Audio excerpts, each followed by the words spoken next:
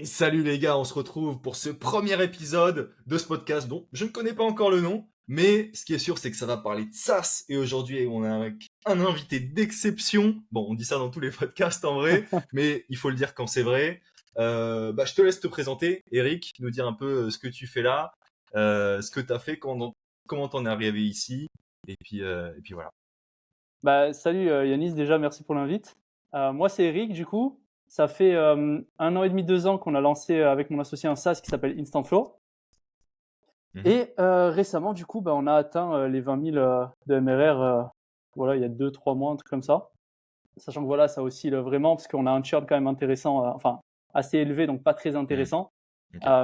Mais on Donc arrive à rentrer du monde et tout. churn pour ceux qui nous écoutent, ouais, c'est le pourcentage de personnes qui partent, qui arrêtent l'abonnement, quoi. Ouais, taux d'annulation, désabonnement en gros. Donc, euh, donc voilà, en fait, on a lancé un SaaS sur Insta. Donc un Ouais. SaaS pirate en fait entre guillemets. Mm. Donc c'est un truc qui m'intéressait parce que voilà, ça répondait à un problème et on a lancé ça il y a un peu plus d'1 an et demi. Ça va faire 2 ans en septembre et vraiment du moment où on a démarré de zéro le projet from scratch. Donc aujourd'hui voilà, on est là. Je reçois une Exactement. invitation d'Yanis pour un podcast. C'est ça. Parce que pour expliquer un peu petit peu, nous on a déjà fait un appel en fait la semaine dernière. On a bien discuté, etc. justement de Instant Flow et de tout ce que tu faisais autour. Parce que pour ceux qui te connaissent pas encore, tu as aussi 4K sur YouTube.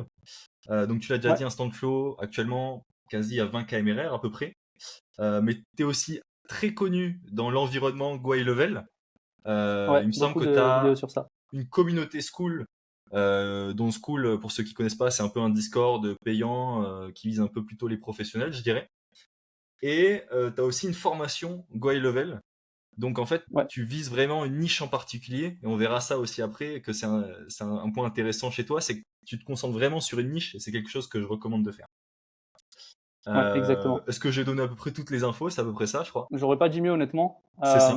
Ouais, Go High Level, j'aime beaucoup ce logiciel. Mm. Et en fait, l'idée de mon SaaS c'est parti aussi un peu de Go High Level à la base. Donc, c'est pour ça que je suis très passionné par cet univers d'agence et de SaaS. Les deux peuvent se mêler très bien, je trouve. Mhm. Et c'est aussi pour ça que ma niche n'est pas très bien définie sur YouTube, parce que je parle un peu de ces deux univers qui sont pas forcément les mêmes, mais elles s'entrecroisent et je parle vraiment au croisement de ces deux niches en fait. Et c'est pour ça que je fais des vidéos un coup sur les agences, un coup sur les SaaS, parce que c'est deux choses qui peuvent être liées. C'est ça. Parce que ouais, pour ceux qui, bon, peut-être qu'il y en a qui te connaissent, mais tu fais du coup beaucoup de vidéos sur les SaaS, mais aussi beaucoup de vidéos avec donc le SaaS Go High Level. Pour ceux qui connaissent pas, très rapidement, c'est un outil tout en un où tu peux créer ton site, faire de la prospection, tu peux faire vraiment plein de choses. Donc c'est un truc hyper intéressant. Et aussi tu peux le redistribuer en marque blanche. Qu'est-ce que ça veut dire marque blanche? Ça veut dire que typiquement tu peux vendre ça à une autre entreprise en disant bah ce SaaS là, donc Go High Level, c'est mon SaaS à moi et tu mets ton branding dessus avec ton logo, etc. Exact. Et ils sont hyper connus dans le milieu. Ils ont une belle stratégie d'acquisition en fait, où avec des gars comme toi qui vont revendre la solution, ils vont faire un gros chiffre d'affaires. Principalement leur stratégie principale, ouais, c'est du micro influenceur, j'ai envie de dire. C'est ça. Donc écoute, tu t'es bien présenté, je pense qu'on a compris qui t'étais. Maintenant on va parler de Instant Flow, qui est donc un SaaS que tu as quand même monté à 20 kmr. Et moi, la première chose qui m'intéresse, parce que je vois ta réussite, tu vois, on voit que ça y est, c'est cool pour toi, t'en es là. Est-ce que avant de lancer Instant Flow, tu as eu des échecs? Est-ce que c'était ton premier SaaS? Voilà. Ou qu'est-ce que tu as fait avant, en fait, niveau C'était SaaS? mon premier SaaS, mais c'était pas mon premier business. Ouais, ok. Euh, je sais pas, j'ai dû en lancer une dizaine de business honnêtement, différents. Vraiment tous confondus, je pense que j'en ai lancé une dizaine. Ouais. Euh, j'ai commencé avec le trading il y a, je sais pas, j'ai 28 ans, j'ai dû commencer à 22 ans le trading. Avant ça, voilà, j'étais à la fac, etc. J'avais pas forcément lancé de business. Mhm, J'avais fait un peu de MLM à un moment donné, très rapidement, mhm. quand j'avais 18 ans, mais rien de spécial. J'ai découvert le trading, je me suis lancé dans le trading. C'était à l'époque où il y avait Trade for You, je sais pas si tu connais, mais t'étais Non, plus je jeune, connais à pas, mon avis, voilà. t'avais pas Voilà. forcément. Ouais, c'était des mecs de Barbella en plus, Hmm. qui étaient pas forcément hyper quali, mais bon, je m'intéressais au trading et je les suivais un petit peu. Après le trading, j'ai découvert le e-com en fait, Mhm. parce que j'étais en école de commerce à ce moment-là et j'ai un pote de Paris qui est descendu, qui m'a montré sa boutique, etc. Et moi, je connaissais rien à tout ça. Vraiment un noob total dans le business en ligne. Et du coup, j'étais hyper impressionné de savoir qu'on pouvait faire de l'argent avec un site web. Enfin, moi, j'étais choqué, j'y connaissais rien. Moi, pour moi, il y avait le salariat. il y avait des patrons de grosses entreprises, c'était tout, tu vois, il y avait rien d'autre. Et donc à ce moment-là, ça m'a ouvert vraiment les yeux sur ah ouais d'accord, il y a tout un business qu'on peut faire en ligne et tout avec le e-commerce. Et là, j'ai passé à peu près 2 ans et demi à vraiment être à fond là-dedans. Enfin, c'est-à-dire qu'il y a eu un déclic quand il m'a montré ça. C'est-à-dire que j'étais dans une asso, par exemple, dans mon école de commerce. Je ratais tout le temps les réunions d'asso. Enfin bref, j'étais tout le temps focus sur mon Shopicom pendant 2 ans et demi. Et puis entre-temps, pendant ces 2 ans et demi là, en fait, j'ai lancé des boutiques, mais j'ai fait également d'autres business. Par exemple, on a lancé un concept sur Deliveroo avec un pote à Paris. Ok. Donc moi, j'étais déjà expatrié à Marbella à ce moment-là, Mhm. mais lui, il était à Paris, donc j'ai investi un petit peu. On a lancé tout le concept. Il était hyper bon cuistot. Ça s'est ramassé complet. On a eu 0 client Ok. parce que quand tu lances un resto à Paris sur Deliveroo, Hmm. accroche-toi à la concurrence. Mais bon, nous, on était des noobs encore une fois, on commençait, donc voilà. J'ai fait aussi une agence de revente de business manager sur Facebook parce que les Ok. e-commerçants, ils ont un gros souci, c'est qu'ils doivent faire de la pub. Hmm. Et la pub sur Facebook, tu te fais shut down ton compte super facilement. Donc voilà, on avait fait un business de revente de business manager Ok. qui a pas très bien marché non plus. L'agence NFT, qui a super bien marché. Mhm. Donc là, avec notre réseau, on prenait des projets NFT et on faisait les designs. On avait Ouais. embauché des designers français et on recrutait des projets NFT. On faisait tout le design de A à Z, la génération avec les algorithmes pour C'est ça. voilà. Donc en fait, tu as profité, tu m'avais dit donc de la vague du Covid. Enfin, c'est arrivé à peu près en même temps. Et, Exactement, c'était et en pendant le même temps que Covid. les NFT, etc. Et du coup, t'es un peu arrivé au début où il y avait la hype des NFT. Tu as créé ton Ouais, agence là-dessus et ça a hyper bien marché parce qu'il y avait une grosse demande et peu de propositions. demande énorme. Ouais. Ouais. Elle était trop grosse en fait. Les designers n'arrivaient pas à suivre. Mhm. Donc il y avait trop de demandes par rapport aux offreurs et ce qui faisait qu'on avait des projets assez facilement. Ok. Ouais, donc déjà pas mal de projets, hein. Là, on est à peine début Covid, Ouais. l'agence de NFT. Non, l'agence NFT, en fait, parce qu'en fait, c'était fin 2020, tu sais, pendant le confinement, Ok. que j'ai lancé mon dernier Shopicom, Mhm. et enfin, un de mes derniers Shopicom, et que j'ai réussi à scaler, et c'est ça qui m'a permis justement de venir à Marbella. Et à ce moment-là, les NFT, c'était 2021. Donc, à partir d'avril 2021, ça a commencé à vraiment se faire connaître. Et Ok. nous, on a lancé notre agence en décembre 2021. Ok. Donc, on va dire que c'était au pic du pic où il y avait le plus de projets qui étaient en création. Il y avait vraiment plein de projets NFT et finalement, c'est à ce moment-là qu'on a lancé vraiment l'agence avec les designers, etc. On a fait tout le recrutement en genre un mois de Ok, je tous les vois. designers et etc. etc. Et donc toutes ces expériences-là, finalement, déjà on a vu qu'il y a pas mal d'échecs. Donc la réussite, elle vient pas forcément sur le premier projet. Ah, mais ça c'est Même clair. si c'est ton premier projet SaaS, tu as quand même une grosse XP derrière. Et toi, du coup, sur ce projet SaaS, t'es arrivé surtout avec une expérience plutôt dans le marketing, dans l'acquisition client, Ouais, exactement. c'est Rien ça? dans les SaaS, pas d'expérience SaaS particulière. On a dû toucher un peu au code quand on faisait du e-com. Mhm. Sur quelque chose, l'agence NFT, il y avait du code aussi, tu sais, quand on faisait le mix avec les Mhm. algorithmes, on travaillait avec des codeurs, avec des développeurs qui faisaient les smart contracts. Donc c'était mettre les NFT sur la blockchain. Ouais. Donc le code, ça me paraît, mais je suis pas codeur, je sais pas coder, quoi. Donc on va dire qu'on a embauché des développeurs Ouais. et même sur le projet SaaS en fait, hein, on a eu une explosion rapide dans les premiers mois, Mhm. mais après on a connu un plat pendant quand même un moment en fait. Ok. Et là on a fait un peu un pivot et euh, et en fait Alors, pour ceux ça qui nous écoutent, est-ce que tu peux, avant qu'on avance un ouais. petit peu, rapidement expliquer justement ce que fait un stand flow Alors ouais, euh, en fait le SaaS ce qu'il fait c'est que il va faire la prospection pour toi sur Instagram et sur Facebook. Donc plus sur Instagram, il est vraiment adapté à Insta à la base. mhm. Parce qu'on a remarqué qu'il y avait plein de personnes qui allaient prospecter sur Insta. Donc, aller chercher des clients sur Insta, comme tu le ferais pour LinkedIn ou par email. Tu envoies un email à la boîte et puis tu attends, au client final, tu attends Ouais. une réponse et ensuite ça démarre sur un appel de vente, etc. etc. Nous, en fait, on a vu qu'il y avait un gros marché sur Insta. Donc, parce que Instagram, t'as quand même, enfin, c'est la deuxième plus grosse plateforme. Il y a 1 milliard et quelques d'utilisateurs. Donc, Quand tu dis vous avez vu qu'il y avait un gros marché, genre ça a été quoi votre méthodologie pour je vais justement t'expliquer exactement. Ouais. dénicher un peu, tu vois, vraiment l'opportunité là-dessus, quoi. Mon associé est closer en fait. Ok. Et il closait pour Nezar, donc c'est un gars qui est dans le closing, un formateur closing. Mhm. Et, et en fait, en discutant avec lui, à ce moment-là, en plus, j'ai découvert Go High Level en même temps, hein. Mhm. Donc à ce moment-là, en fait, en parlant avec lui, je me dis, ok, il y a plein de gens qui cherchent des clients sur Insta. J'ai remarqué qu'il y avait des outils pour LinkedIn, pour Facebook. pour la prospection, donc qui Ouais. envoyait des DM pour toi. Mais il n'y avait pas grand-chose sur Insta en fait. Enfin, je trouvais pas un truc qualitatif, je trouvais rien en fait, vraiment rien du tout. Hmm. Et du coup, je lui ai dit, mais pourquoi ils n'utilisent pas des outils ces gars-là? Et il me dit, bah ils connaissent pas. Donc là, je l'ai regardé, je lui ai dit, mais t'en utiliserais un si t'en avais un à 40 balles par mois qui te faisait le taf? Il me dit, bah ouais, c'est trop chiant, on doit se Hmm. taper toute la prospection et tout. Du coup, je réfléchis, je me dis, ok. Et vu que j'avais compris, enfin, que j'avais découvert GoHighLevel à ce moment-là, GoHighLevel, ce que ça permettait de faire, c'est qu'il y a toute une partie automatisation. Hmm. Avec des connexions à ton Insta, à ton WhatsApp, à ton Facebook, pour répondre aux messages avec des automatisations, tu vois. Donc, C'est ça. potentiellement filtrer tes messages, etc.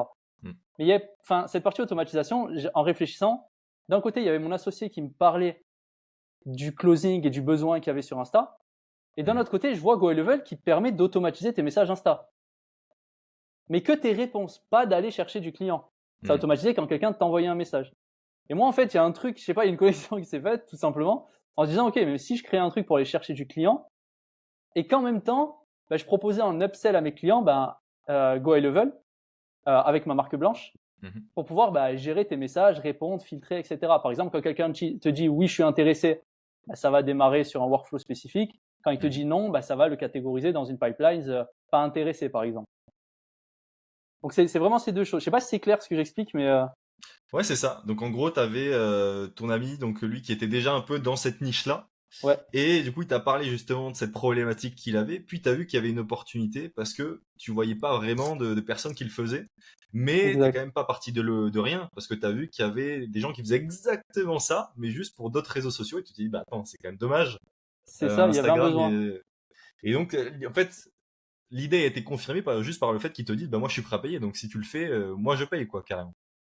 C'est ça. Et surtout que vu qu'il avait une grosse communauté de closers avec lui, qui était dans des groupes, Hmm. même lui dans la communauté, il avait créé un groupe dans le groupe en fait. C'est-à-dire qu'il y avait un groupe où il y avait, je crois, ils étaient 6500 en tout. D'accord. Dans son groupe, ils étaient genre 250, un truc comme ça. Et c'était le leader un petit peu ou il faisait partie de cette Ouais, c'est communauté? lui qui avait créé le groupe. D'accord, ok. Oui, donc en fait, t'avais. Ça, c'est le truc parfait. Les T'avais. planètes alignées, si tu veux, en fait. Ouais, c'est ça. C'était parfait. Exactement. Donc t'avais déjà la niche de potentiels clients qui était là, qui était quasi prêt à acheter. Ouais. Est-ce que t'es allé plus loin pour vérifier l'idée? Genre, est-ce que t'as fait une petite landing page avec peut-être un endroit où on peut rentrer l'email pour attendre le produit? Est-ce que t'as fait un truc comme ça ou juste t'es allé leur demander Bah, et ils ont tous dit let's go? en fait, c'est marrant parce qu'à ce moment-là, du coup, moi, j'ai eu l'idée, mais on l'avait pas encore fait, le SaaS, en fait. Il Hmm. n'existait pas encore. Ouais. Par contre, il y avait GoHighLevel. Hmm. Du coup, on s'est dit, on va essayer de valider quelque chose avec un demi-projet, entre guillemets. Hmm. On s'est dit, s'ils automatisent juste les réponses et qu'ils ont leur système de pipelines, tu vois, pour gérer leurs leads, Hmm. c'est déjà mieux que juste sur Insta, trier à la main dans ton inbox, en fait. C'est horrible. Des fois, en plus, les conversations, elles disparaissent. Enfin, Totalement, ouais. c'est un enfer, en fait, pour faire de la prospection. Donc, Totalement. si tu chopes pas l'email ou le numéro de la personne très rapidement, tu vas potentiellement perdre le lead assez facilement sur Insta. Mais nous, si on passe le compte Insta en business, Hmm. puisque tu as créateur et business sur Insta, si tu le passes en Ouais. business, Insta te file l'API du compte. Donc, grâce à Ok. l'API, tu vas pouvoir automatiser plein de choses et Donc notamment le connecter. pour ceux qui savent pas, l'API, c'est un endroit sur lequel on peut se connecter pour avoir les informations du compte Instagram directement ailleurs, donc dans une application ou dans un service tierce. Ouais, exact. En fait, l'API te permet d'automatiser des choses directement dans l'app, euh, ce qui est très intéressant dans plein de situations. Ouais. Et du coup, ce qu'on a fait, c'est qu'on a proposé GoHighLevel en marque blanche à ce genre de personnes euh, pour directement trier tes leads, pouvoir les relancer, etc., grâce à GHL, GoHighLevel, et sans lancer le projet directement SaaS, en fait, Ouais. Donc en de fait, Instant Flow. ça t'est venu direct l'idée, toi, de prendre Go High Level parce que t'étais déjà un peu là-dedans. Et vous l'avez directement mis en marque blanche pour le proposer justement à cette niche de 200 personnes que Ouais, lui avait. Voilà, Go High Level, c'est ce qu'on a dit tout à l'heure, c'est le SaaS qu'on peut vendre en marque blanche. Donc il a vraiment, t'as rien créé en fait, t'as juste repris et t'as payé c'est l'abonnement Go High c'est ça, Level ouais, pour tester exactement. l'idée. Une sorte de MVP en fait, mais hyper simplifié. C'est parfait, c'est un POC, Voilà, quoi, c'est un proof of concept. c'est ça. Et à ce moment-là, t'as combien de personnes qui vous suivent là-dedans et On qui a à peu près prennent. une dizaine de personnes qui vont prendre l'abonnement, Ok, abonnement à combien? 97. Ouais, bah ça valide l'idée, hein. Ouais, mais en fait, pas trop, parce que c'est justement, c'était à peu près en septembre 2022. Ouais, 2022. Ok. Et c'est justement là où on s'est ramassé la gueule la première fois. Parce que du coup, euh, début septembre ou fin août, un truc comme ça, 2022. Parce que le Ok. projet, il va être lancé en septembre, en fait, vraiment Instant Flow. Mais là, du coup, on va directement monter le SaaS en marque blanche, faire les tutoriels. Enfin bref, on a tout fait à l'envers. J'ai fait tous les tutos, moi perso, pour les mettre dans le SaaS. Mhm. Donc, expliquer 100% du SaaS et tout. Enfin, j'ai fait toutes les erreurs en même temps, je pense. Ouais. Donc, j'ai perdu un temps monstrueux à faire ça. Ouais, donc Pour t'as fait cette trop de niche, choses en fait au début. exactement. J'ai tout voulu préparer comme si c'était déjà finalisé, en fait. Ouais, ça c'est un peu l'erreur qu'on retrouve souvent chez les créateurs de SaaS. Souvent, au début, on a tendance à vouloir tout que soit parfait Ouais. avant de lancer, alors que c'est pas forcément nécessaire pour tester, surtout pour tester l'idée, quoi. Parce qu'à ce moment-là, tu sais pas Bah encore ouais. si ça va marcher ou pas. Pour moi, j'étais sûr, en fait, que ça allait marcher. Parce que je me disais, c'est trop bien. Ça te permet de gérer tes leads avec tes pipelines. Mais en fait, je suis pas closer, moi. Donc j'ai eu l'idée, mon associé, il m'a laissé un peu, il m'a confirmé que c'était bien, Mhm. mais en même temps, les closers, c'est pas des gens très à l'aise avec la tech. Et Mhm. ça, c'est le truc que j'avais pas pris en compte. Parce que GoElevel, quand même, c'est une énorme machine, c'est une usine à gaz. Oui. C'est-à-dire qu'il y a beaucoup de choses. Pour le prendre en main, c'est compliqué. Du coup, on va dire que la transition de ces closers de Insta vers GoElevel, elle s'est moyennement passée. Et Ouais. c'était pas du tout la niche sur laquelle il fallait qu'on parte. En tout cas, c'était pas la niche à qui il fallait vendre GoElevel en l'état sans service. Ouais. Sachant qu'en plus, c'était des gens qui n'avaient pas forcément énormément de budget. Du coup, ils sont arrivés sur GoElevel, ils ne savaient pas comment connecter le compte, ils ne savaient pas comment utiliser les automatisations. Il y avait les tutos, mais ils ne les regardaient pas. Mhm. Il y avait les pipelines, mais ils s'en servaient pas, tu vois. Et Ils justement là, disaient, ils t'avaient pas fait la formation comme tu l'as dit complète qu'ils pouvaient regarder. si, mais ils les regardaient pas et Ah, ok. il y avait trop de vidéos. Enfin, c'était, en gros, en fait, c'était juste un outil dont ils voulaient pas, en fait. Ouais, ok. Go high Trop level, je compliqué. parle, hein, Ouais. pas instant, ouais, trop compliqué. Mm. Trop compliqué. Et le fait de vouloir rajouter du service pour les coacher et tout, pour leur mettre en place, c'est trop cher et c'était pas la cible qu'il nous fallait en fait. Ok. Donc Du coup, là, vas-y, je te laisse continuer. non, non, vas-y, parce que j'allais repartir dans une Donc explication trop là, longue. lancement, boum, t'arrives à avoir 10 personnes. Ouais, Donc, tu es quand même content, je pense, de ouais, dire, hyper OK, content. j'arrive à vendre à 10 personnes, etc. Toi, avant ça, parce que maintenant, tu as, ta personal brand, etc. Mais est-ce qu'à ce moment-là, déjà, tu avais déjà un petit YouTube, Non, des réseaux qui étaient activés? j'avais rien du tout là. Ok, donc là, tu étais vraiment à nu. Tu es Ouais, parti sans stuff. rien, c'est ça. Mais bon, bon, les étoiles se sont alignées. Alors pour ceux qui nous regardent, souvent quand on a une idée de génie comme ça et que les étoiles sont alignées, souvent c'est pas bon. mais, mais là, avec coup de C'est, chance, c'était vraiment bon. Donc, ouais, mais t'avais quand même la niche pour tester l'idée, quoi. T'as 10 personnes qui ont acheté. ouais, mais 10 personnes qui ont acheté, mais ça veut pas dire que ça allait marcher en fait. C'est Ouais, pas parce parce que que, tu as 10 personnes qui sont hypées, parce que toi, enfin, on était trop bons vendeurs, on y croyait trop à notre projet à ce moment-là. hmm, Du coup, quand on en parlait aux gens, on avait des étoiles dans les yeux. Enfin, limite, on leur vendait que, je sais pas, moi, ils allaient faire 1 milliard avec ce truc-là. hmm, Alors que c'était juste pour les aider à automatiser certains trucs. hmm, Et du coup, je pense qu'on l'a trop bien vendu. Après, sur un groupe de 200 membres ou 250 membres, il n'y en a que 10 qui ont vraiment testé aussi. hmm. Tu vois? Donc, c'était pas non plus, surtout que ces 10-là, ils sont pas restés longtemps. C'est ça que j'ai pas encore dit. Ouais, parce qu'ils sont pas, du coup, ils sont restés combien de temps, ces 10, En justement? moyenne, ils sont tous restés 1 mois ou 2, quoi. Et Ah ouais, ils ensuite, ils sont tous sont. partis Donc le direct, quoi. projet, il a fait ça, Ouais, quoi. Tu ok. vois? Et donc, bah, pendant un mois, du coup, ils sont donc sur Go High Level marque blanche, donc t'as encore rien construit. Ouais. Qu'est-ce qui se passe après? Tu te dis, est-ce qu'ils vont partir? Est-ce que tu es confiant? Est-ce qu'à ce moment-là, tu commences à développer un truc? En fait, justement, à ce moment-là, on avait quand même discuté avec eux de plein de choses, Ok. et même pas qu'avec eux, avec plein d'autres gens. Et en fait, on avait remarqué que le gros problème, c'était pas de manager ces leads avec des pipelines. En fait, ils s'en foutaient, ils voyaient pas l'intérêt. Mhm. Ce qu'ils voulaient, le vrai problème, c'était d'aller chercher du lead et faire de la prospection, d'envoyer des messages, cibler les gens. Donc, en Donc, gros, le truc qui n'existait pas. ouais, ce qui faisait pas encore Go High Level Voilà, ne proposait pas ça, quoi, justement. c'est ça. Et ça, c'était vraiment le pain point, la fonctionnalité qui manquait, qu'il leur fallait. Ok. Et là, ça a validé un peu mon idée de dire, OK, bon, maintenant, Go Level, c'est très bien, on va le vendre, mais il faut aussi qu'on fasse un truc, c'est créer notre SaaS et le vendre en upsell aux personnes qui voient l'intérêt, en fait, d'aller plus Ouais. loin. Parce qu'en fait, tu as deux choses. Tu as le produit d'appel, Mm. donc le SaaS, qui est un peu, entre guillemets, un lead magnet parce que c'est un produit très viral. Mm. Ce fait-là d'aller prospecter automatiquement, ça répond tellement à un problème fort Mm. qui t'ennuie vraiment au quotidien que finalement, les gens, ils vont venir tester. Et quand ils viennent tester, on a encore quelque chose à leur vendre, en fait, qui va encore plus leur automatiser la tâche. En plus, avec des chatbots IA aujourd'hui qu'on met en place pour nos clients, Mm. qui vont vraiment filtrer et qualifier les leads pour toi de manière automatisée. Et ça, c'est Ouais. l'upsell, c'est Go High Level. Ça, c'est un truc hyper intéressant que tu fais. C'est que toi, en fait, tu te sers de ton SaaS pas comme l'offre finale, etc. Mais vraiment comme un truc qui va attirer toutes les personnes qui sont intéressées par automatiser, systématiser ce système-là, justement, d'aller contacter des gens sur Instagram. Et ces personnes-là, elles sont forcément tous de plus ou moins la même niche, que par la suite, tu vas pouvoir attirer sur une offre encore plus chère, qui va Ouais, pouvoir te rapporter encore plus de gains. c'est Et ça. ça, c'est le truc qui est hyper intéressant avec ton offre, c'est comme tu te concentres sur la même niche, bah, tu dois les connaître hyper bien. Tu sais exactement c'est quoi leurs douleurs, leurs objectifs, etc. Et en fait, t'as différents produits qui répondent à différents de leurs besoins. Et ça, c'est trop fort. Enfin, moi, je trouve c'est C'est vraiment le truc à faire, quoi. Ouais, bah, c'est le truc à faire. Après, c'est dur d'avoir ce produit-là pour différencier au début. Moi, en fait, ce que je voulais pas avec Go High Level, c'était d'avoir bah, juste Go High Level. Hmm. Parce que après, j'aime bien compliquer les choses aussi. J'aurais pu très bien le vendre directement comme ça. Et c'est ce qu'on Hmm. fait hein, avec certains clients. Parce que vu qu'on a quand même une bonne notoriété aujourd'hui, on a des groupes Facebook et des groupes avec beaucoup de monde, on a Hmm. beaucoup d'opportunités qui nous viennent. Ah, j'ai telle personne, c'est un gros business, il a besoin d'un outil comme ça avec ton CRM et tout. Est-ce que vous voulez qu'on vous mette en relation? Ça nous arrive tout le temps en fait. Du Ok. coup, ben, on a des gros clients à qui on fait tout le setup. C'est plus de l'agence SaaS. J'aime bien ce mot parce que bah, du coup, tu fais du Hmm. setup, c'est un peu de l'agence. Mais derrière, bah, c'est que de l'automatique. Tu vas venir affiner certaines choses s'il faut, si le client il te le demande, mais sinon, il n'y a rien à faire en fait. Mais c'est vrai que ce côté-là d'avoir créé notre SaaS, ça nous permet d'avoir la différenciation que personne n'a en fait. Donc, personne pourra venir demain nous concurrencer nos clients de Go High Level parce que bah, nous, on vend pas que Go High Level. On a aussi une autre solution qui vient attirer les gens en premier lieu. Donc, on n'est pas là à se battre dans le même.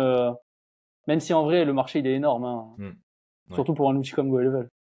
Mais ça, je pense que c'est un truc hyper intéressant qui va faire un déclic à pas mal de gens. C'est que toi, tu vois vraiment pas le SaaS comme le produit final. Tu penses vraiment en termes de. Il y a vraiment un énorme environnement qui vient englober la niche.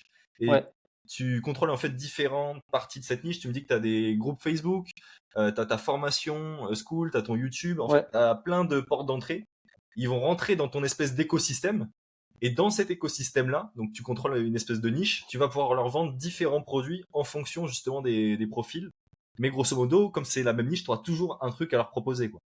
C'est ça. Et ce qui est marrant, c'est que à la base, quand j'ai lancé ma chaîne YouTube, c'était un truc qui était différent de bah, nos clients Go High Level, nos clients Instant Flow, etc. Et là, petit à petit, en fait, les deux se mélangent. J'ai remarqué. En Ouais. fait, il y a plein de gens qui viennent me voir sur YouTube. Ah, j'ai vu que tu avais un SaaS Instant Flow et comment ça marche et tout, ça m'intéresse pour trouver des clients. Hmm. Parce que c'est la même niche en fait. Ouais. On répond à un besoin, c'est des entrepreneurs digitaux principalement qui veulent trouver des clients. Et en Ouais, fait, c'est ça. bah, les deux niches en fait sont entre guillemets la même niche, même si on a quand même beaucoup tapé dans la niche closer MLM au début. Donc c'était pas vraiment la niche que l'audience que j'ai sur YouTube. Mais petit à petit, les niches se rapprochent en fait. Et moi, tu vois, je pourrais faire un peu le même système que tu fais parce que je connais hyper bien la niche des artisans français. Parce que pour Ok. ceux qui suivent un peu mon YouTube, etc., j'ai appelé des centaines d'artisans français parce qu'à un moment donné, j'ai voulu lancer une agence marketing qui vendait des sites internet et de la publicité Google justement aux petits artisans français, donc les électriciens, les plombiers, etc. Et à la suite de ça, donc j'ai créé mon propre SaaS aimant un client. Grosso modo, il crée un site avec des centaines de pages optimisées pour le SEO qui va leur permettre d'avoir pas mal de nouveaux clients qui vont entrer justement avec du référencement naturel. Et ce que j'aimerais faire, en fait, c'est en plus de ce SaaS-là, proposer des services. Donc mon SaaS, c'est à peu près 39 € par mois. Donc pour les artisans français. En plus de ça, leur proposer des upsells en mode, bah, je te fais la publicité Google en format un peu agence et tout d'autres. Enfin, tu vois, je peux leur proposer plein d'autres services autour. Je pensais Ouais. notamment à la publicité Google et à la publicité Facebook, qui vont leur permettre d'avoir plus de clients. Et les deux vont s'auto-alimenter. C'est-à-dire que quand je vais avoir des clients, imaginons je fais du cold de call, donc de l'appel à froid sur des artisans pour leur proposer de la publicité Google ou Facebook, bah, s'ils me font confiance pour la publicité Google ou Facebook et que j'ai des résultats avec eux, je vais pouvoir leur upsell le SaaS. Et inversement, s'ils arrivent par le SaaS, j'ai une chaîne YouTube, etc. pour promouvoir le SaaS, ils vont pouvoir potentiellement être intéressés s'ils ont des résultats par l'agence avec les publicités Google et Facebook. Et ça, je trouve que c'est un point hyper intéressant. Je connais une autre équipe qui s'appelle Figio, qui fait pas mal de SaaS, qui fait aussi ça. Eux, ils se concentrent uniquement sur la niche des créateurs de SaaS. Mais typiquement, Ok. toi, tu te concentres uniquement sur une niche et tu construis plein de produits autour de ça, plein d'offres. Et c'est hyper intéressant parce que tu te concentres vraiment sur une niche, tu l'as en tête et tu sais exactement quels sont leurs différents points de douleur. Mais surtout, bah, tu peux leur upsell plein de trucs, en fait. Ça n'a pas de fin. Une fois que tu as des résultats sur un de tes produits, tu peux leur revendre 5 autres produits. Ouais, Je dis ça, j'appuie bien là-dessus parce qu'il y en a, tu vois, il y en a, ils essayent de lancer plein de SaaS, ils vont faire un SaaS, ils vont faire du revenu, puis ils vont se dire, oh, ça y est, j'ai envie de faire autre chose, je vais partir sur ouais, un autre truc. je maîtrise, c'est bon, j'arrête, je vais faire autre chose. Mais en fait, je Ouais. trouve ça pas très intelligent, ouais. Ça, Enfin, j'appelle ça un peu le TDAH de l'auto-entrepreneur, enfin de ouais, c'est ça. l'entrepreneur. C'est que tu as envie de switcher d'un objet brillant à l'autre, alors que des fois, il faut essayer de stick to it et de proposer d'autres trucs autour. Ouais. Bah, c'est comme ça, en fait, c'est comme ça que tu vas le plus loin hein, dans tous les secteurs. C'est-à-dire, si tu restes sur ton secteur et que tu continues d'apporter de la valeur sur de la valeur sur de la valeur et de développer tes services, mais toujours sur la même niche ou sur le même principe, en fait, Mm. rester dans le même secteur, en fait, c'est ce qui va te faire croître vraiment sur le long terme. En fait, lancer que c'est comme, parce que la courbe, en vrai, de la réussite d'un projet, elle est pas linéaire, hein. Elle est, euh, elle est vraiment, ouais, j'ai envie de dire, elle est exponentielle. Ça Ouais. serait bien qu'elle soit vraiment exponentielle, mais le côté exponentiel, c'est vraiment que elle rase zéro pendant très longtemps, en fait, avant Ouais. de décoller. Mm. Et le jour où elle décolle, ben, si à ce moment-là, où tu es à peine en train de décoller, tu relances un nouveau projet, ben, tu vas repartir pour, je sais pas moi, 6 mois, 1 an, 2 ans, à faire du rase-mode jusqu'à ce que peut-être ça redécolle un jour. Et alors que bah, si le jour où ça décolle, bah, tu continues, tu vas profiter de cette phase exponentielle où là, tu vas vraiment tout exploser, je pense. Ouais, je suis totalement d'accord avec toi. Je te rejoins totalement là-dessus. Et en ce moment, tu sais, il y a un peu une mode des gens qui veulent lancer des SaaS, etc., des développeurs qui en ont marre d'être en CDI. Et la grosse erreur qu'ils font, c'est la première, c'est déjà ça, de sauter de SaaS en SaaS sans prêter assez d'attention ou investir assez de temps pour qu'il y ait une réussite, en fait. Et la deuxième, que j'ai totalement oubliée. Peut-être de pas avoir les outils marketing ou peut-être de pas se concentrer sur. Non, mais Enfin, je l'ai c'est l'erreur oublié. que je vois. Je l'ai oublié, si je me rappelle, c'est pas grave, je vais la ressortir. Mais j'en profite pour rebondir sur un autre truc qui était intéressant que tu as dit tout à l'heure. C'est que, en fait, tu as eu des retours des gars qui ont pris ton du coup, Go High Level dans un premier temps. Donc, tu avais les 200 personnes dans un groupe, les closers. Vous en avez Ouais, eu 10. Et ces 10-là, en fait, vous avez pris leur retour. Et c'est ça qui t'a dit, en fait, je vais développer instant flow vraiment hors du cadre Go High Level parce ouais. qu'ils ont ce besoin-là. Toi, t'es pas parti d'une idée up comme ça. C'est vraiment, t'as écouté, t'as sondé une niche, ils t'ont dit je veux ça, ça n'existe pas, boum, je pars. Mais c'était quand même une erreur en fait ce qu'on a fait, je trouve, parce que on aurait pu faire mieux que ça. En fait, Ok. quand quelqu'un te dit oui, c'est bien, tu peux faire ça, ça peut marcher ou ça Mm. m'intéresse. Le truc, c'est que c'est des mots en fait, et les mots, Mm. ça veut rien dire. Ce qui veut dire quelque chose, c'est les actions. Et quand toi, tu as une idée pour être sûr, d'ailleurs, on a un Google Doc sur ça où on a vraiment toutes les validations pour Mhm. lancer un projet, une idée, pour sonder l'audience en fait. Mm. Pour sonder l'audience de la bonne manière. Pas juste en lui disant ça te dirait un SaaS qui envoie des messages automatiques. Ouais, ça me dirait. Mm. Mais ça te dirait, ça veut pas dire que tu vas payer 50 balles par mois pour l'utiliser. Ça veut dire, si c'est gratuit, peut-être que j'utiliserai, tu vois. Ouais. C'est tout ce que ça veut dire. Toi, là, si tu Et devais relancer un SaaS, c'est quoi les techniques justement que tu mettrais en place pour t'assurer de bien sonder la niche et pas de te faire avoir par un gars qui dit oui, oui, vas-y, t'inquiète. en fait, déjà, contacter les bonnes personnes. Donc, c'est-à-dire, si tu as une idée, essaie de contacter la niche pour qui c'est fait, pas n'importe qui. Mais surtout, de passer les entretiens. Enfin, si tu fais des entretiens, ou que ce soit par message, mais en vrai, il vaut mieux appeler les gens. C'est quand même plus intéressant. Si tu arrives à Ouais, appeler une quarantaine de personnes, tu as tout gagné en vrai. totalement. Ouais. Et de passer dans un document, justement, un document qu'on utilise maintenant dès qu'on a une idée, qui en fait va demander, donc tu as des questions de base pour vraiment comprendre la psychologie, etc. Est-ce que ça t'intéresserait? Quel est ton parcours? Qu'est-ce que tu fais? Quel est ton plus gros problème? Est-ce que tu serais prêt à payer pour ce problème?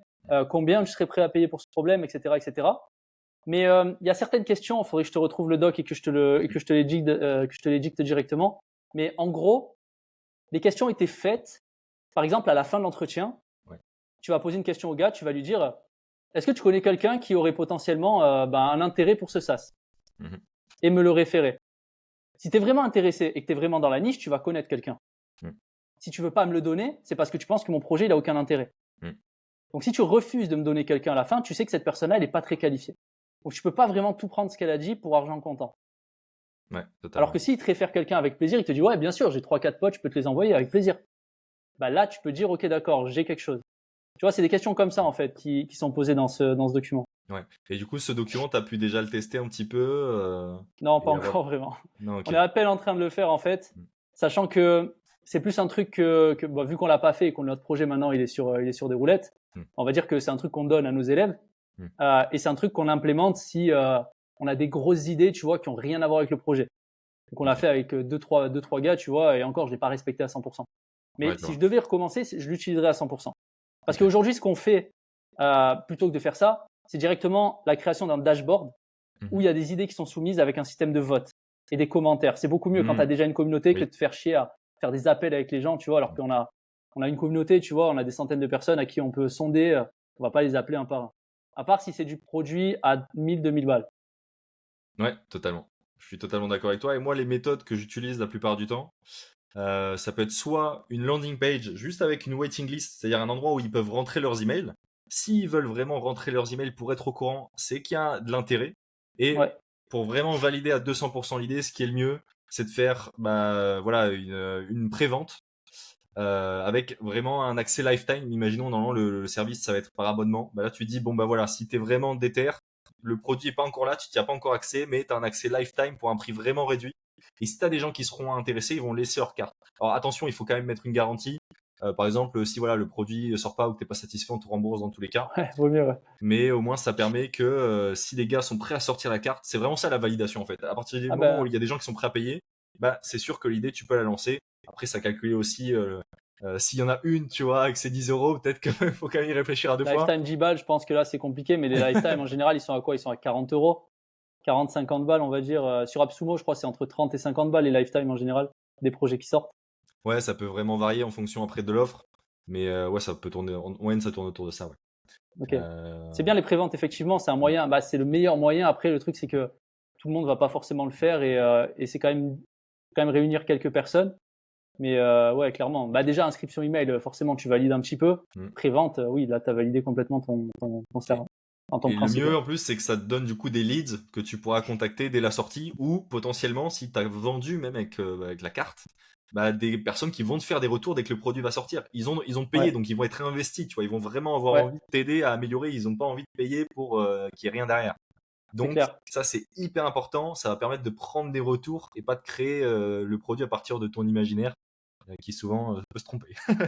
Exact. Peut pas Avoir cette rester standard. communauté de personnes enthousiastes, c'est de l'or au début en fait, c'est ce qu'on veut faire quand on lance un SaaS pour moi.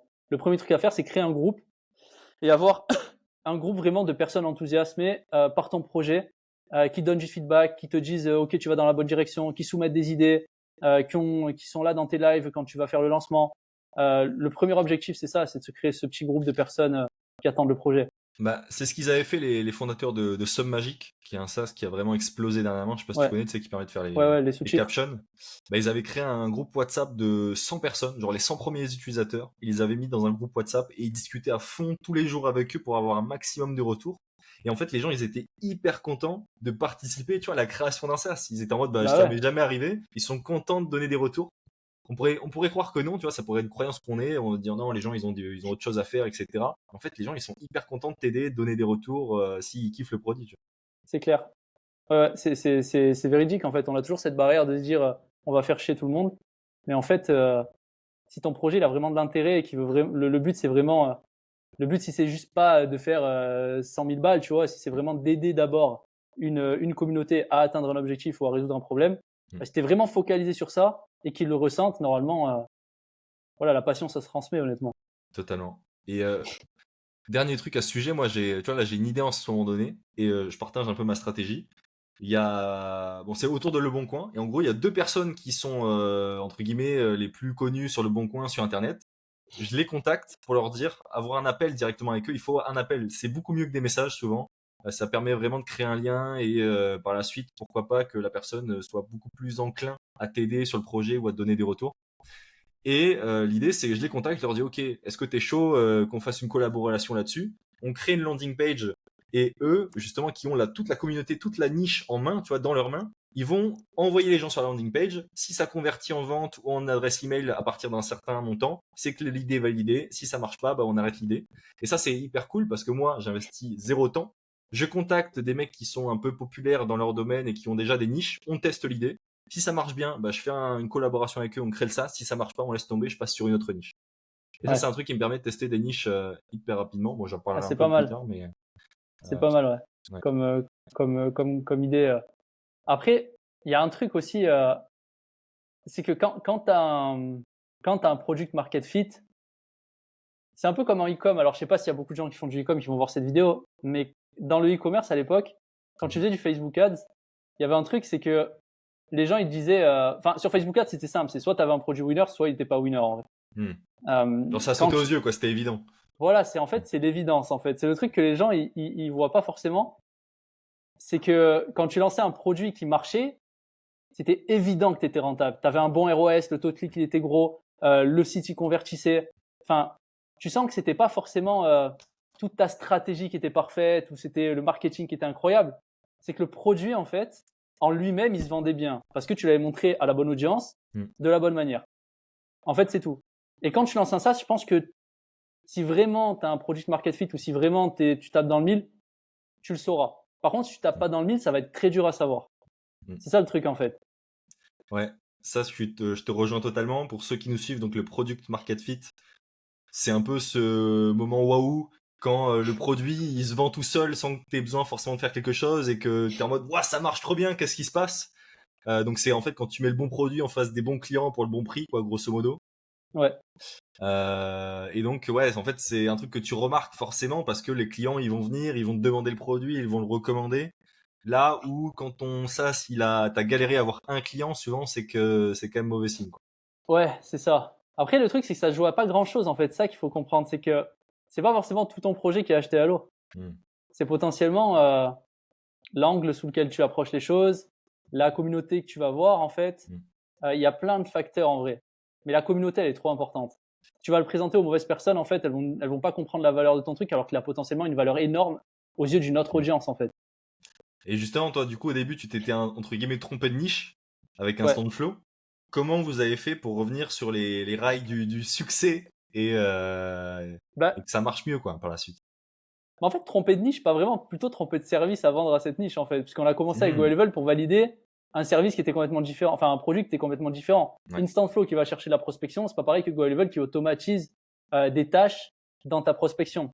Ok, donc en fait, toi, vous avez pas changé de niche, vous avez juste changé de service à leur donner. Vous êtes quand même parti de cette même niche, quoi. Bah, on s'est dit, OK, les closers, c'est bien, ils ont quand même un besoin. Hmm. On savait qu'ils avaient un besoin au niveau. En fait, ce qu'ils voulaient, c'était appuyer sur un bouton et que ça envoie du message. On s'est dit, mais on peut le faire, en fait. Hmm. On peut le faire, c'est l'idée que j'avais de base. C'est juste que GoLevel n'a pas vraiment validé mon idée. Et c'est OK en fait, parce que c'est pas la même chose. C'est pas le même service. Et on peut facilement, quand on a la tête dans le guidon, quand on a vraiment le nez dedans, on va pas forcément se rendre compte de choses évidentes. Donc on était quand même là à se dire est-ce qu'on doit le faire, est-ce qu'on doit pas le faire. Au final, en septembre, on a recruté le dev, on a payé ce qu'il fallait payer, on a commencé le MVP. En janvier, il était prêt. Ouais. Fin janvier, vraiment, on a commencé à commercialiser. Donc le MVP, il a été prêt en combien de temps? On a embauché le dev en septembre. Je sais Ok. plus à quel moment de septembre. Je crois que c'était début septembre. Ok. Et le MVP était vraiment prêt en mode à être commercialisé en fin janvier. Ok, donc à peu près 3-4 mois, quoi. Ouais, c'est ça. Ok. Ok. Avec un budget minimum, avec tout ce qu'il fallait, enfin, en essayant de respecter le principe vraiment du MVP à fond, quoi. Et pour la construction, comment vous avez fait? Vous avez pris des retours en même temps de construire le projet?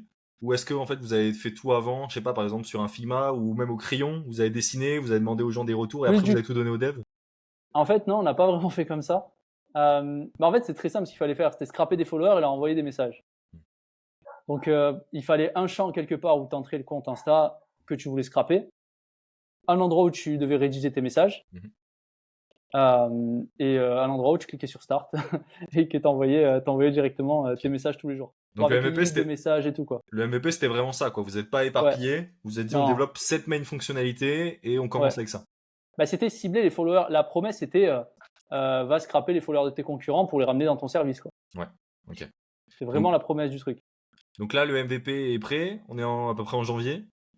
Ouais. Donc pour l'instant vous avez encore personne dessus. Comment vous y prenez pour acquérir les premiers clients, pour Bah là, en quels fait, c'est canaux vous avez justement utilisés, etc. Facebook, Facebook à fond. Ok. Donc à ce Donc, moment-là, est-ce que tu as ta personal brand déjà qui a un petit peu commencé ou pas encore? non, non, toujours pas. Ok. En fait, j'ai commencé YouTube en faisant des shorts.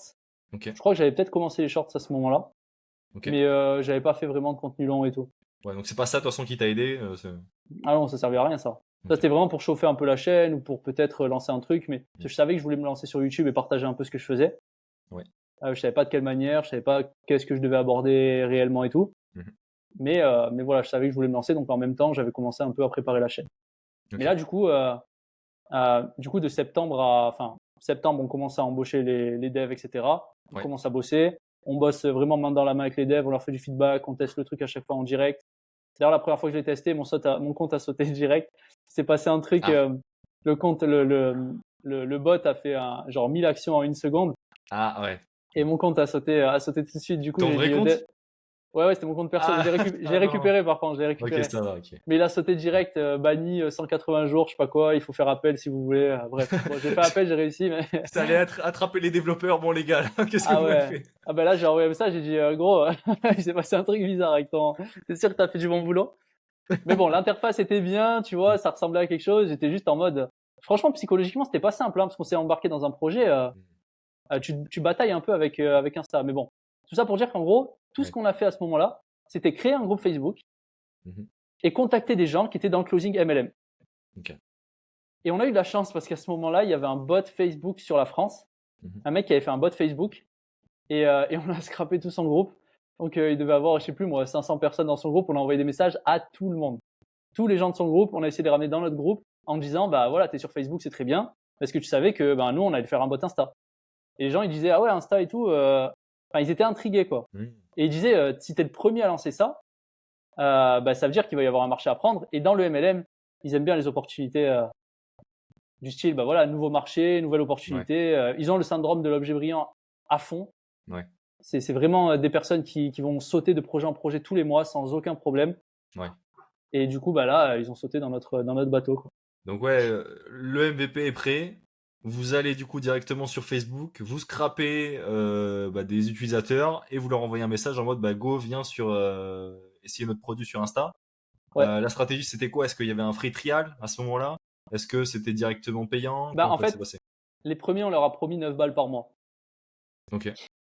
Donc, s'ils s'inscrivaient avant, etc., c'était 9 balles par mois pour eux. Ok. Il n'y a pas d'engagement à ce moment-là? Ah, il n'y a aucun engagement, rien du Ok. tout. Même aujourd'hui, il n'y a pas d'engagement. Et il y a un truc que j'ai pas dit aussi, c'est qu'on a utilisé un bot Facebook pour envoyer des messages, du coup, sur Facebook. Un bot Facebook justement un pote qui m'avait fait découvrir Go High Level aussi, enfin qui était sur Go High Level que j'ai rencontré très tôt. Mhm. Dès que j'ai découvert Go High Level, j'ai rencontré très vite. Et lui, il utilisait un bot Facebook en fait. Et Ok. c'est aussi ça qui m'a donné l'idée d'envoyer le bot Insta, de Ouais, démarrer ok. un bot Insta. Ok. Donc ouais, anecdote marrante, du coup, vous êtes servi d'un bot Ouais, Facebook pour attirer des gens sur ouais, votre bot Insta. voilà, c'est ça. Niveau résultat, donc vous contactez, tu as dit, donc il y avait 500 personnes sur un groupe. En tout, vous contactez à peu près combien de personnes et quels résultats vous avez à peu près en combien de temps? On a dû contacter, parce qu'on n'a pas fait que ce groupe-là dont je t'ai parlé, hein. Ouais, Ça, c'était vraiment le groupe qui nous a ramené le plus de personnes. ouais, On a dû contacter, je sais pas moi, plus de 1000-2000, je pense. ok. Et sur ces 1000 ou 2000, ça vous fait à peu près combien de clients là au tout début? Actuellement Au tout début, non, au ou au tout tout début, début? genre ça vous a Euh, apporté combien de clients? Au tout début, on en a eu 10 en bêta testing direct, qui ont Top. pris l'offre à 9 euros. Ok. Et ensuite, en fait, parce qu'en fait, ils voulaient tester le produit, ils étaient très, très, Hmm. comment dire, comment Frileux. dire, ouais, frileux, ouais. Hmm. Très, très frileux. Ils disaient, attends, est-ce que ça marche ton truc et tout? Enfin, ils y croyaient pas trop, en fait. Bah t'avais pas encore de social proof à ce moment-là. Bah, Et le aucune même, ouais, projet, rien enfin le du tout, projet ouais. venait de se lancer, Ouais, donc il fallait un peu faire ses preuves. Ouais. ouais. Donc là, en fait, on a réussi à ramener beaucoup de monde dans notre groupe Facebook. Mhm. Beaucoup de personnes qui nous disaient, ouais, c'est cool et tout, mais on a fait aussi l'erreur, tu vois, de pas engager les gens avec des appels, comme je t'ai expliqué juste avant, tu vois, des questions pour être sûr et tout. Ouais. On se contentait d'un oui, c'est cool, et on était là, ah, c'est bon, c'est l'idée du siècle. Mhm. Mais on a quand même eu cette traction et cette part de chance qui a fait que les gens, ils étaient quand même intéressés. Et vu qu'on a tapé dans le milieu du MLM, en fait, le truc sur lequel je comptais le plus, c'était la viralité. Mhm. Parce que dans le MLM, les gens, alors je sais pas si les gens qui regardent ces vidéos connaissent le MLM, mais en gros, c'est du marketing de réseau. Mhm. Et donc, voilà, c'est des Tupperware, c'est un MLM par exemple. Mhm. Herbalife, vous avez tous entendu parler, je pense, c'est un MLM. Donc voilà, là, c'était des gens qui venaient de ce milieu-là. Et tout le monde se connaît dans le MLM Ouais, c'est et ça, ils ouais. sont très très bons vendeurs. C'est-à-dire Et qu'ils te lâchent pas. est-ce qu'au début, parce que du coup, comme tu l'as dit, c'est un truc un peu de réseau, dès le début, vous avez mis en place une stratégie d'affiliation ou c'est venu un peu plus Ouais, tard? direct. Ah, ça, on l'a Ouais. préparé dès le début. On leur a dit le pourcentage, c'est ça. Vous allez gagner tant si vous vendez un abonnement. On a fait sur 3 niveaux Ok. d'affiliation. Normalement, l'affiliation en général, sur un logiciel, on va mettre un niveau, voire peut-être 2. Mhm. Nous, on a voulu en mettre 3 du coup avec le logiciel qui nous permettait de faire ça. Ouais. parce qu'on utilisait un logiciel externe pour le faire. Mmh. Et, et du coup, bah, ce fait-là qu'il y avait 3 niveaux, que la fille, on était quand même généreux, on donnait genre 45% à ce moment-là. Mmh. Donc, tout ça faisait que finalement, ils se disaient: «OK, d'accord, je peux avoir des gens sous moi qui», enfin bref, je peux construire mes équipes, et cetera, et cetera. On l'a Donc vraiment fait pour eux, en fait. quand tu dis 3 niveaux, pour ceux qui nous écoutent, c'est genre, tu un gars qui ramène quelqu'un d'autre affilié et cet affilié-là peut ramener aussi d'autres personnes et ça va ramener de Ouais, l'argent au tout premier. tout à la chaîne, ouais, à la C'est chaîne ça? complète des 3 niveaux. OK, ouais, donc c'est hyper intéressant en fait justement ça booste, ça motive encore plus et étant donné Ouais, qu'ils se connaissent tous et que normalement c'est des vendeurs, ils vont aller pitcher, un peu le projet, c'est j'imagine ça, à l'autre qui va lui-même le exactement. pitcher et ça peut vite partir en Et chaîne, quoi. c'est ouais, c'est bah, après c'est pas un système, parce qu'il y a beaucoup de gens qui vont penser à un système pyramidal et tout, ça reste Mmh. de l'affiliation. Il y a pas de système pyramidal ou quoi, c'est juste de l'affiliation, on donne des commissions sur des ventes. Ouais. C'est juste que les commissions sont sur plusieurs niveaux. Mmh. Alors qu'un MLM de base, il va faire, des systèmes, je crois il y a unilatéral ou bilatéral, je sais plus ce que c'est exactement le nom, mais, OK. en gros c'est niveau infini en MLM. Oui, oui. Là, il y a une limite donc à 3 niveaux. Là, il y avait une limite de 3 niveaux sur l'affiliation et il n'y avait pas de conditions ou de branches, et cetera. Enfin bref, c'est pas des trucs un peu douteux. Ouais. Mais ça les motivait quand même à démarrer. Et alors, parce que vous êtes allé sur Facebook, donc vous n'avez pas forcément testé, d'autres canaux au début. Qu'est-ce qui vous a fait, justement, que vous avez fait le choix d'aller, sur Facebook? Bah, les groupes Facebook, honnêtement, c'est ce qu'on maîtrisait en fait. Ouais. En En fait, fait, on est allé c'est vers ce ouais, qu'on maîtrisait. OK. On aurait pu aller sur LinkedIn aussi, hein, mais le truc, c'est que moi, je maîtrise pas LinkedIn, mon associé, pas beaucoup non plus. Mmh. Donc, on n'a pas forcément choisi d'aller sur LinkedIn. Ouais, parce que donc vous aviez déjà une bonne base quand même en marketing et cetera. Il y avait déjà plusieurs Ouais, ouais, projets qui étaient partis avant, niveau entrepreneuriat.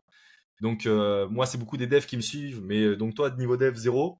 Par contre, niveau marketing, tu avais quand même des bonnes bases, ouais, ce qui t'a permis d'aller, faire quelque chose que tu connaissais déjà, aller sur les groupes Facebook et essayer justement de scraper les gens, leur vendre directement ton produit, leur proposer. ouais, Et c'est comme ça que vous avez eu exactement. les premiers users, quoi, en fait, ceux avec quoi vous étiez le plus fort.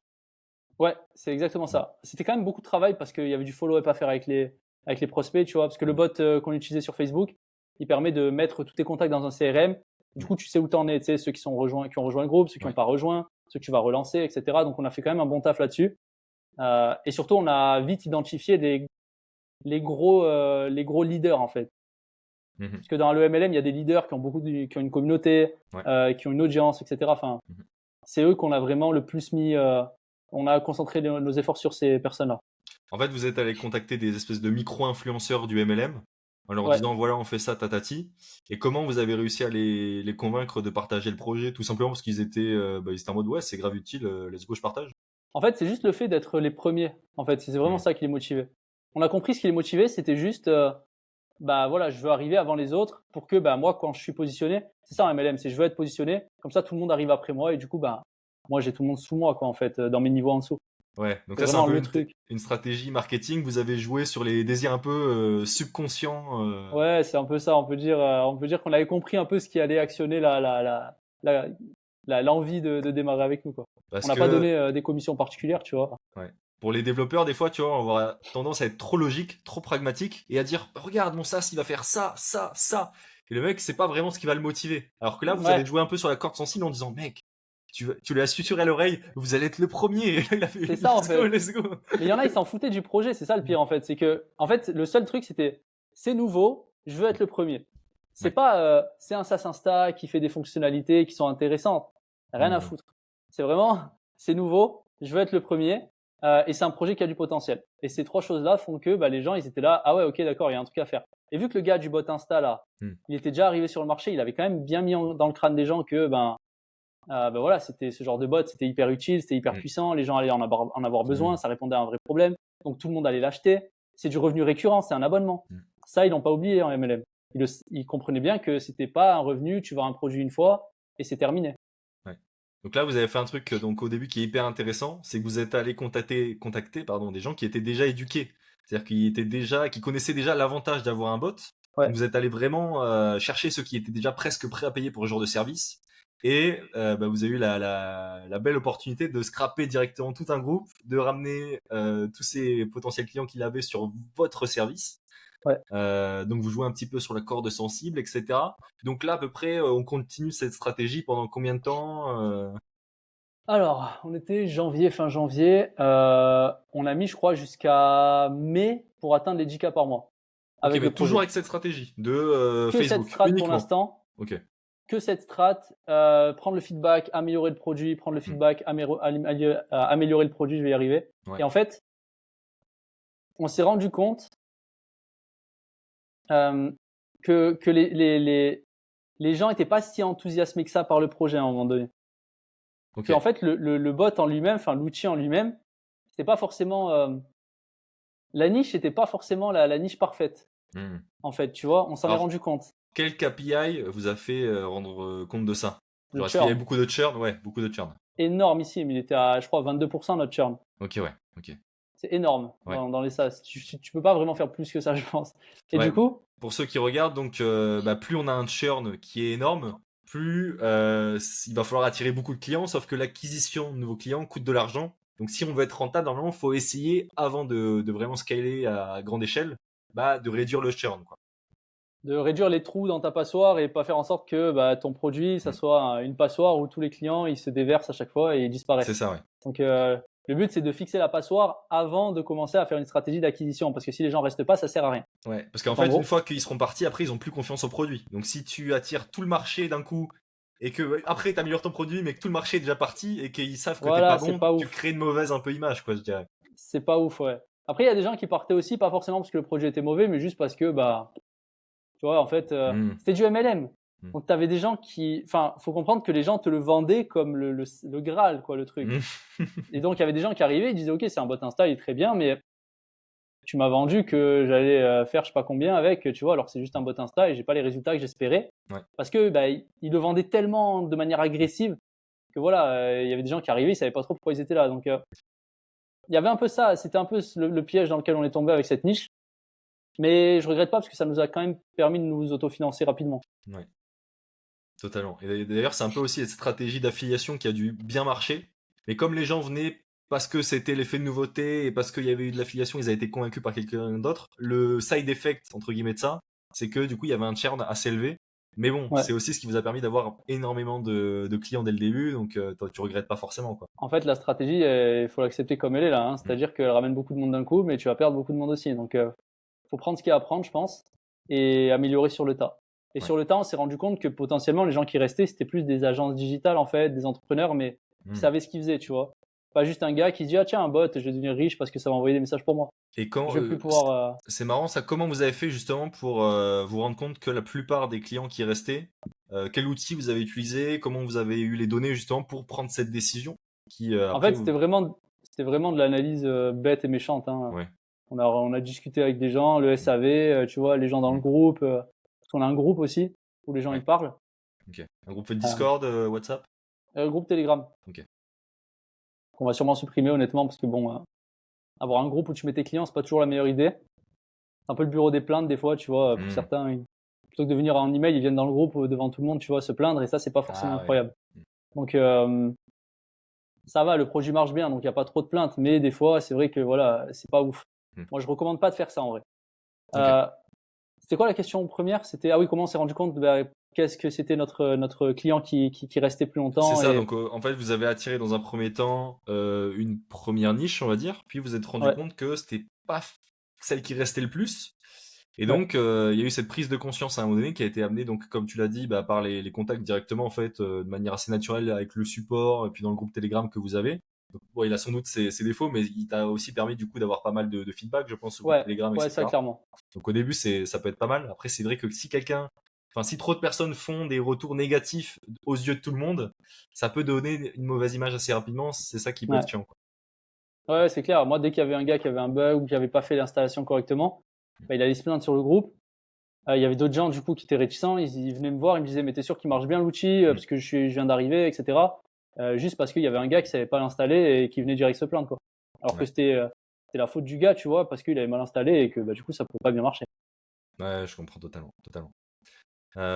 Donc là, vous faites un switch de direction, vous passez du coup plutôt sur les agences, c'est ça? Notre vraie niche, en vrai, c'est plus les agences SMMA. C'est Ok, vraiment elles qui prospectent sur Insta. ok, Elles font de la prospection Insta, elles font de la prospection email aussi, prospection téléphonique. Mais il y a un gros marché mhm, d'agences SMMA. Tu as juste à taper sur YouTube call DM. Mhm. Cold DM Instagram ou Cold Mhm. DM marketing ou un truc comme ça, tu vas avoir des tonnes et des tonnes de vidéos sur le Cold DM. Mhm. Donc, bah, tu vois qu'il y a un marché. Tu vois que tout le temps, les mecs qui font des vidéos, c'est des jeunes qui ont des agences, tu vois, qui font du business en ligne et Et qui cherchent des clients, quoi. c'est hyper intéressant parce que je me rends compte, du coup, tu vises vraiment les agences SMMA.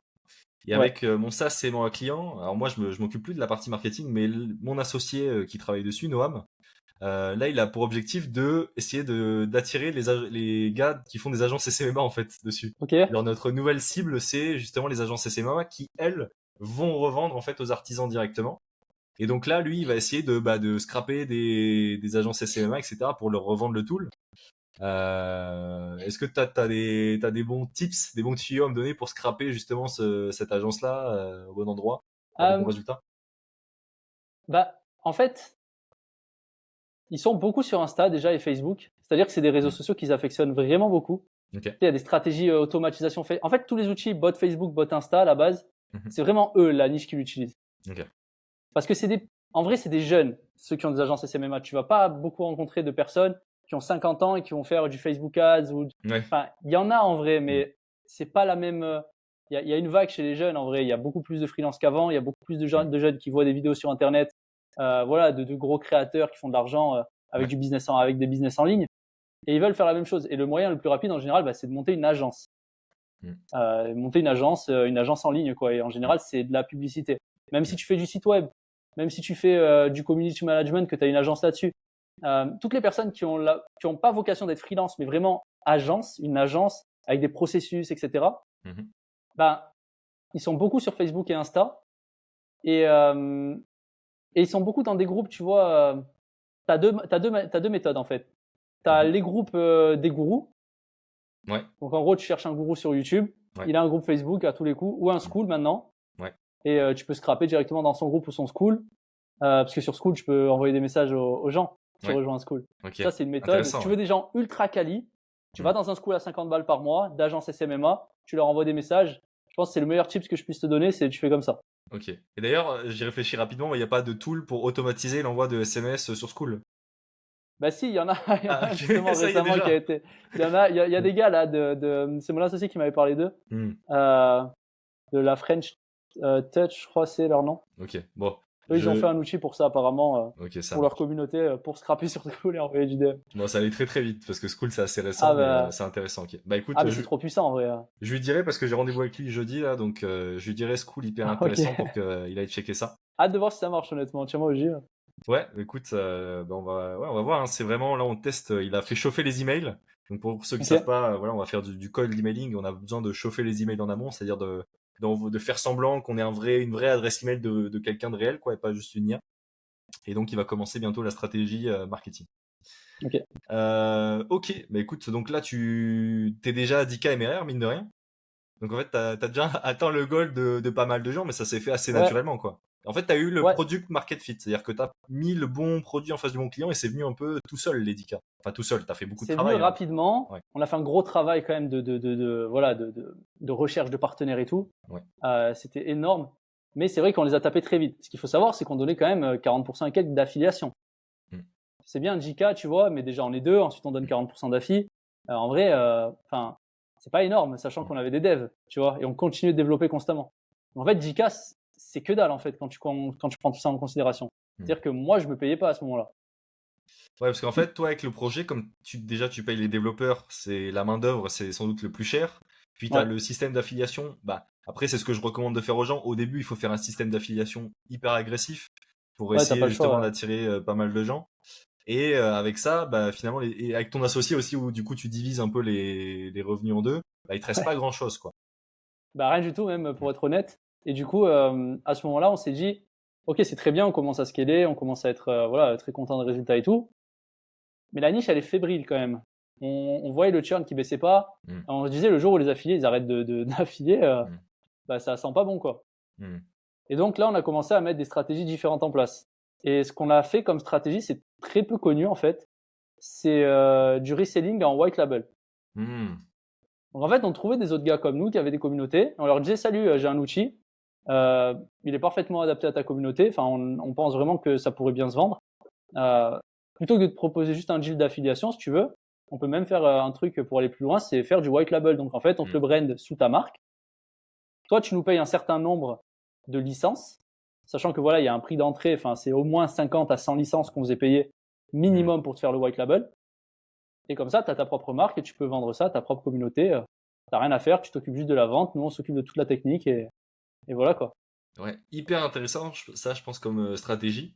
Parce que tu peux aller contacter des influenceurs et leur proposer, en fait, un business préconstruit où tu leur dis, regarde, ça va être méga rentable, c'est ton nom, ta marque, est-ce que tu veux le faire? Et toi, C'est ça. un peu comme de l'affiliation, tu vas toucher des revenus grâce à lui. Et donc, c'est vraiment Ouais, win-win à fond. Et du coup, c'est ce que aussi on fait Go High Level, dont on a déjà parlé plusieurs fois. Le même système, c'est le quoi, principe. exactement. Donc, tu t'es C'est le inspiré, même en système fait, que Go pas High mal de Level. Go High Level. C'est ça, exactement. Et il y avait d'autres outils qui le faisaient, genre le bot Facebook qu'on avait, il le faisait aussi pour quelques personnes. Mm. Donc, ce qui est bien, c'est que c'est du high ticket. Donc, tu vas avoir des gens qui te payent très cher tous les mois. Voilà, le reseller, en moyenne, paye entre 1000 et 3500 balles par mois. Mm. Donc, ça nous a rapidement permis de stabiliser le MRR pour compenser tout le churn, etc. Et Ouais. petit à petit, d'augmenter, parce que voilà, c'était beaucoup de prospection physique, de prospection manuelle. Donc, toujours en ligne, mais prospection manuelle à fond. Ouais. Bien sûr, avec des bots qui envoient du message, etc. Mais après, le reste, c'est de la prospection. Donc, on discutait avec des créateurs, des formateurs, des coachs, tu vois, des mecs qui avaient des groupes, des gourous, et tout ça en vue de leur proposer ce white label. Et en même temps, petit à petit, ce qu'on faisait, c'est qu'on vendait également les services de Go High Level. Donc, petit à petit, en même temps que tout ça, il y avait la promo de Go High Level pour tous les entrepreneurs dans toute la communauté. Voilà, il y en a un bon 10%, tu vois, qui était quand même qualitatif et qui ont vu notre CRM parce qu'on le pushait partout. Dans les emails, on avait des landings, voilà, dans les groupes, des offres spéciales. Et parce que tu peux le vendre le prix que tu veux, Go High Level. Ouais. On faisait des offres spéciales, des fois, les 2 mois à 47 avant de passer à 97. Voilà, des offres vraiment, des offres annuelles aussi. 470 au lieu de 970 annuels, tu vois. Enfin, on a fait plein d'offres comme ça et on a réussi à faire rentrer beaucoup de cash comme ça voilà, pour continuer à développer le projet à fond. Parce que ouais, du coup, encore une fois, ce qui est hyper intéressant, toi, c'est que vraiment, tu as tout un écosystème. Et donc, même quand on parle de 10K, en fait, avec le SaaS, tu avais aussi d'autres revenus à côté. Donc, avec, est-ce que je sais pas si tu avais déjà la formation Go High Level, mais en tout cas, tu recellais déjà Go High Level en marque blanche, toi aussi. Ouais, ouais, ouais. Bah, la formation sur Go High Level, en fait, j'avais une formation offerte à ce moment-là. Ok. Parce que Go High Level, c'est une tendance qui va faire que grossir dans le business en ligne, c'est sûr. Mhm. Et donc, en voyant ça, je me suis dit, OK, j'ai toujours voulu me lancer sur YouTube. Euh, Ça m'intéresse dans tous les cas. Mhm. Là, j'ai développé une expertise sur ce logiciel puisque tout notre business il était basé sur Go High Level. On a fait les landings sur Go High Level, que ce soit voilà tout ce qui est les paiements, le SaaS, etc. Tout était mis sur Go High Level. En fait, on utilisait Go High Level à 100% pour les newsletters, pour vraiment tout. Même notre plan d'affiliation, on va sûrement le switcher sur Go High Level là. Ok. Donc tout sera sur Go High Level. Et vu que j'ai utilisé Go High Level à fond, j'avais une expertise là-dessus. Et donc, je me suis dit, allez, on va pouvoir se lancer sur YouTube. Et forcément, les gros qui ont vendu Go High Level sur le marché américain, ils avaient une formation offerte. Ouais. Mhm. Donc, j'ai juste suivi un peu la stratégie. Parce qu'en fait, là, ouais, la formation, c'est un peu un lead magnet pour attirer les gens à utiliser le logiciel Go High Level, pour les Ouais, former dessus. Et toi, au moins, tu récupères voilà, l'espèce d'affiliation, une partie du revenu récurrent que Go High Level va générer justement avec ouais, ce client que tu auras ramené. exactement. Parce qu'un client sur Go High Level, enfin, quelqu'un qui paye Go High Level, en général, l'agence, elle reste toute sa vie sur Go High Level. Ouais. Enfin, toute sa vie, j'en sais rien, mais elle va rester des années. Ouais. Parce qu'une fois Et qu'elle a toi, pris ses habitudes, ses marques avec tous les outils, c'est dur de sortir de ce logiciel pour un autre. Et surtout que Go High Level, il fait vraiment tout. Donc, ça va être dur de trouver une alternative aussi complète, quoi. aujourd'hui, c'est impossible. Tu peux pas trouver un truc qui fait pareil. Et donc, moi, ça me fait des affiliés en même temps que je crée mon personal branding. Ouais. Ça permet de financer un peu mes vidéos YouTube, etc. Et tout ce temps que j'investis, même s'il n'est pas énorme, le temps que j'investis sur YouTube, au moins, il est rentabilisé rapidement. Ouais, bah écoute, carrément raison. Et ça me donne moi l'idée du coup aussi pour vraiment un client de me dire pourquoi pas, peut-être qu'il y en a qui vont être plus intéressés en marque blanche.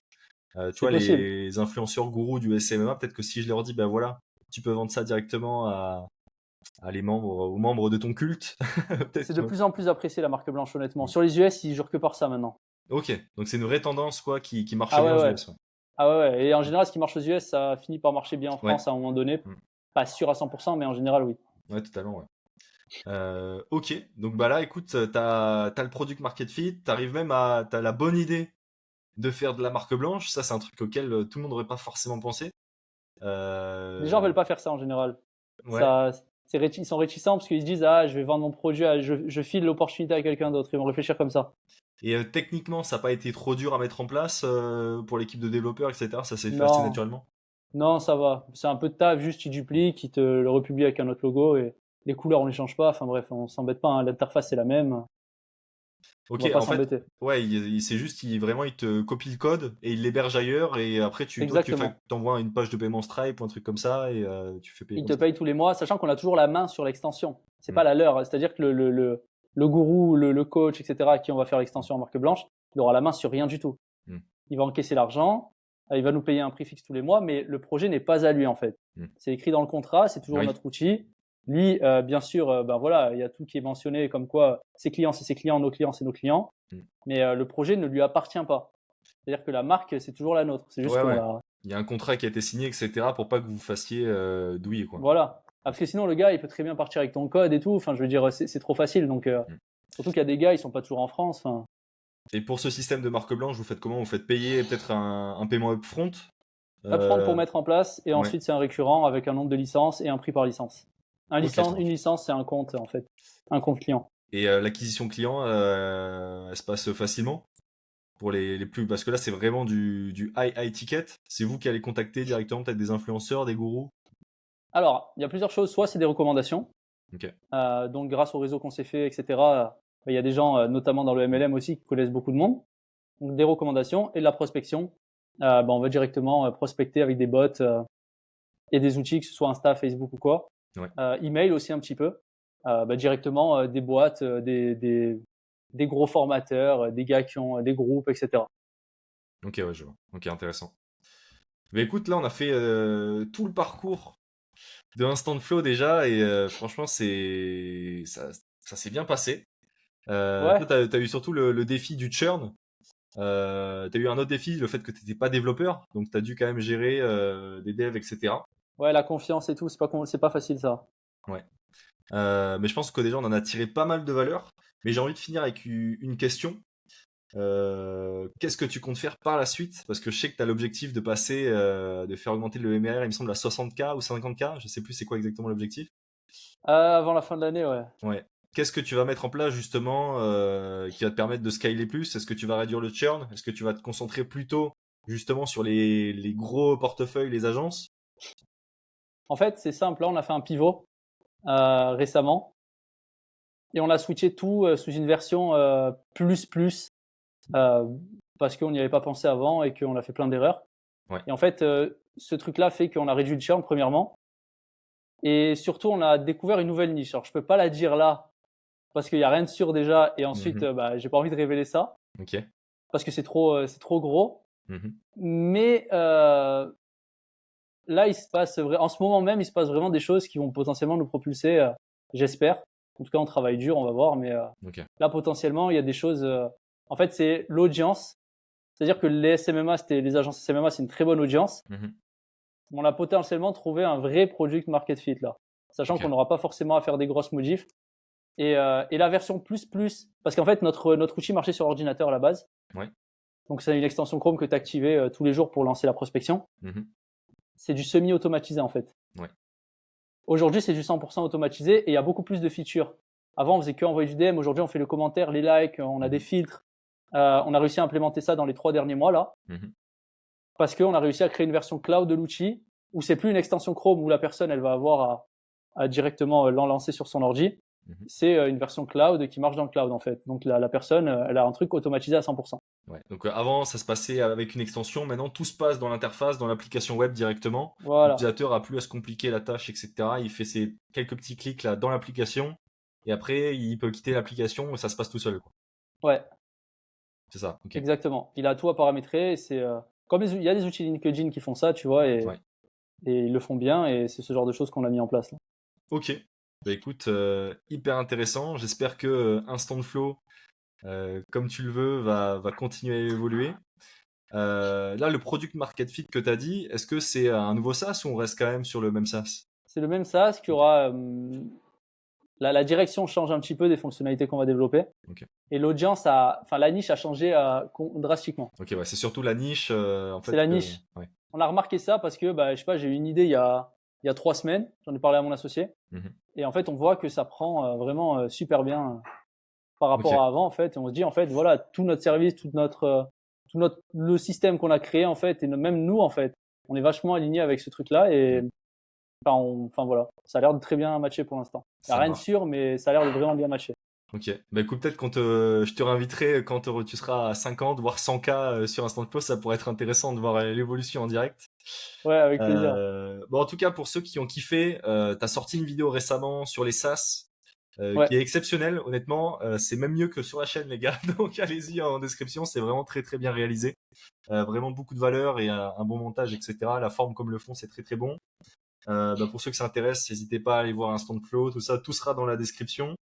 Et puis allez te suivre sur YouTube. Je sais pas, t'es sur YouTube, ouais, t'as d'autres Eric réseaux? Gabrielli sur YouTube. Et je suis sur Insta et Facebook. Je travaille pas tellement mes réseaux pour l'instant. Ok. Et s'ils Que sur reçoivent YouTube. un petit DM sur Insta, est-ce que c'est le bot? Est-ce que c'est toi? Non, c'est moi à 100% sur Insta. Ok, ça Des va. fois, je l'active en plus. Des fois, je l'active pour faire des tests. J'oublie de le désactiver. Et du coup, il y a des gens qui viennent me parler et il y a une espèce d'IA qui les converse sur des trucs rien à voir. Et c'est super bizarre. Il faut que j'arrête d'oublier de le désactiver, de le laisser activer. Ouais, ça marche. Ok. Bah écoute, merci beaucoup d'être passé. Hyper intéressant. J'espère que les gars, ça vous a plu. Likez, commentez, on gratte parce que voilà, on est youtubeur maintenant, donc c'est comme ça que ça se passe. Donner de C'est la force à important. Yanis, elle est cool sa chaîne et elle a de l'avenir, j'en suis sûr. Tu fais du super contenu. Donc, merci pour l'invitation au passage. Ouais.